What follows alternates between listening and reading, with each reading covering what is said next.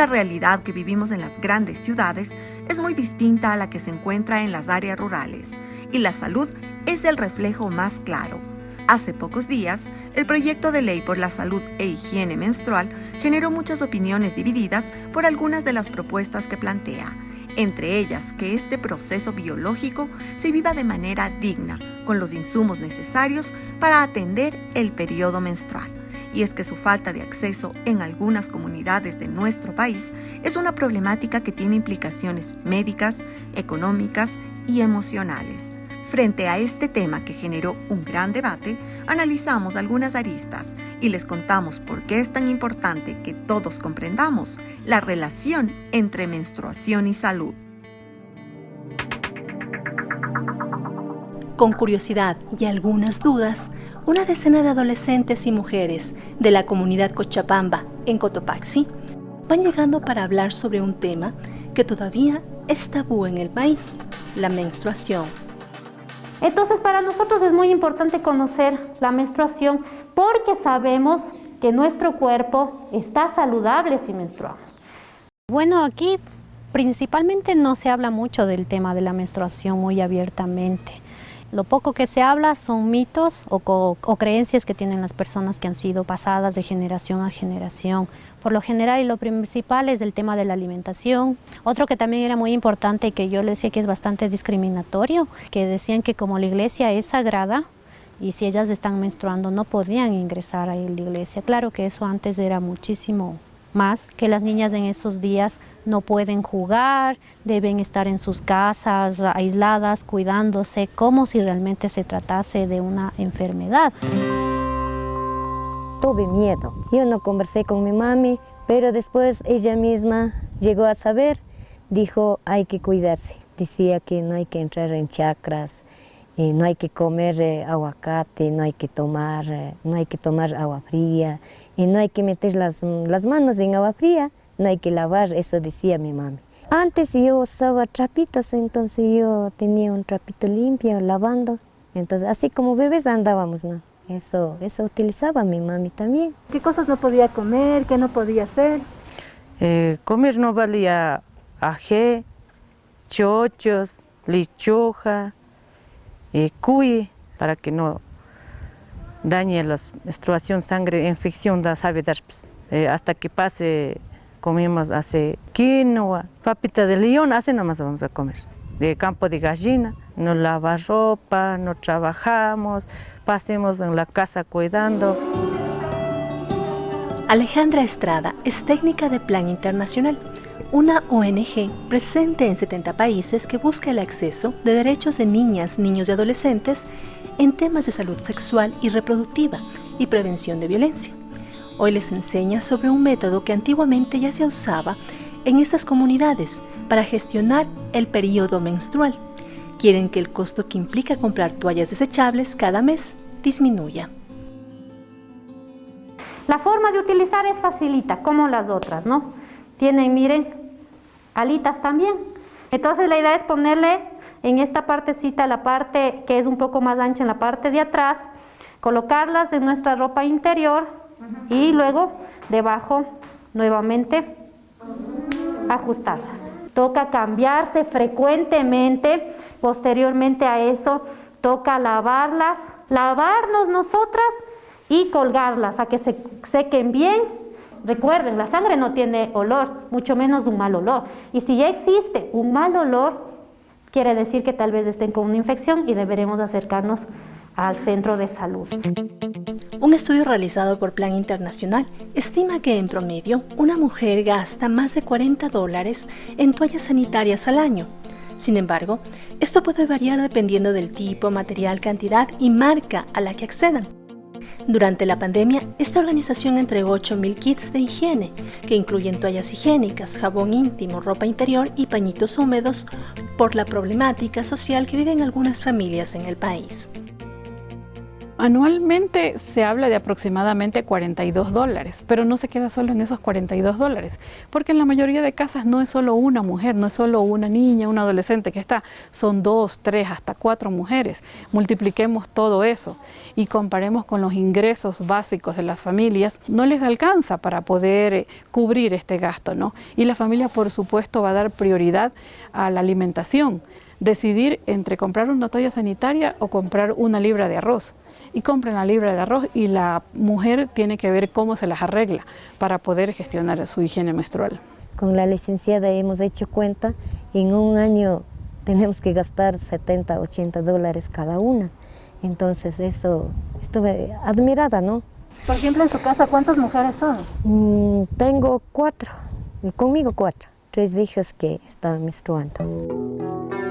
Durante la pandemia nosotros hemos sufrido bastante, no había trabajo, no había así donde trabajar y mi mamá sabía salir a trabajar así en la cebolla. Bueno, no alcanzaba para nosotros porque en la cebolla a veces nos paga solo $10. Teníamos que comprar alimento y ya pues nosotros, como ya estábamos menstruando, nosotros teníamos que comprar las toallas y no nos alcanzaba. En las 12 provincias en las que trabaja Plan Internacional, han evidenciado la pobreza menstrual que viven muchas mujeres al momento de gestionar su menstruación, ya sea por falta de acceso a insumos de higiene o por los costos y prácticas culturales discriminatorias en torno a este ciclo mensual. Una cosa es vivir en una ciudad en donde tú puedes encontrar de manera fácil en la primera tienda que vayas los insumos, ¿no? Las toallas sanitarias, mientras que en el sector rural es mucho más complicado y sus ingresos económicos, al ser tan bajos, también reducen las posibilidades de que las mujeres puedan acceder a una toalla sanitaria. El hecho de tener que asistir a la escuela, al colegio, sin contar con estos insumos cuando están en los días de su menstruación, para ellas es difícil. Sumando eso en el año, dejan de asistir a clases aproximadamente unos 30 días. Para la ginecóloga obstetra Carla Andrade, el primer paso para romper con los tabúes alrededor de la menstruación es conocer qué es este proceso fisiológico natural que comienza a partir de la pubertad, entre los 10 y los 14 años. A lo largo de su vida fértil, en promedio, una mujer tiene 3.500 días de menstruación y estos terminan cuando llega la menopausia. Bueno, la menstruación es un proceso biológico en donde existe la salida de sangre por la vagina de la niña. Esta sangre corresponde a un material intrauterino que se llama endometrio, que se descama mensualmente.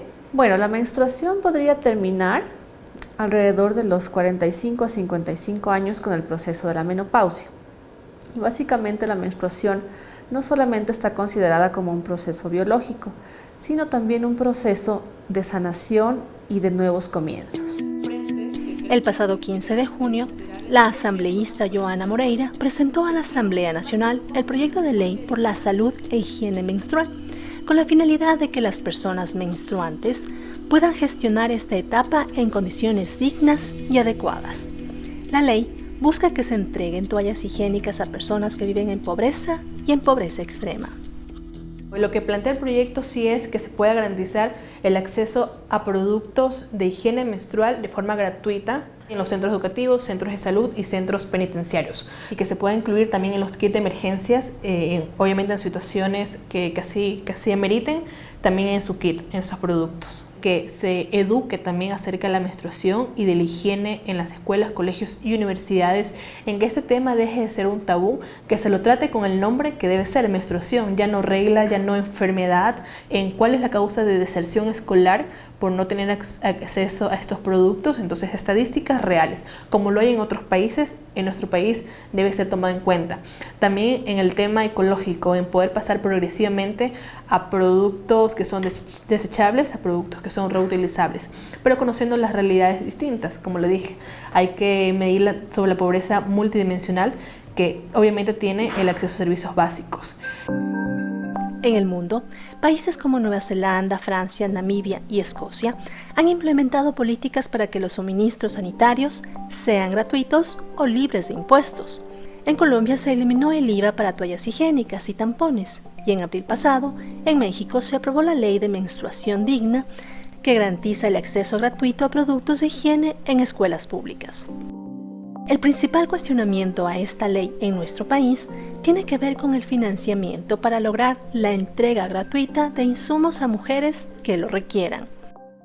Si sabemos que existe crisis económica, que muchas familias están en una condición mucho más vulnerable de la que se encontraban antes de la pandemia, ¿por qué no considerar este tema? ¿Por qué no poder cubrir en algo las necesidades que están viviendo? Y también esto es un tema de salud preventiva, de que le estaríamos ahorrando gastos al Estado en atender enfermedades y infecciones vaginales que son y que se derivan justamente de la falta de productos de higiene menstrual, y que garantizar otros derechos también, en el que vamos a tener más niñas que sí terminen su educación, que puedan encontrar un trabajo y que puedan aportar económicamente a un Estado. Lo que aquí solamente hace falta es la voluntad política. Recursos tenemos y lo hemos demostrado, como en pandemia, cuando se decía que no había recursos, los recursos estaban destinados o se estaban yendo a los bolsillos de políticos corruptos.